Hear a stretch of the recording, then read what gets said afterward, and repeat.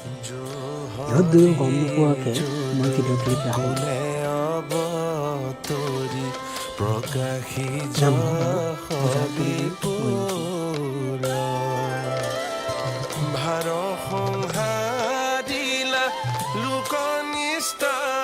সতেজ শাক পাচলি আৰু ফল মূল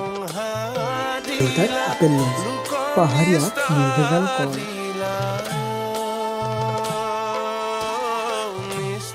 চব্জি বজাৰ প্ৰায় শেষ হ'ল অটো ষ্টেণ্ডলৈ বেগ কান্ধত লৈ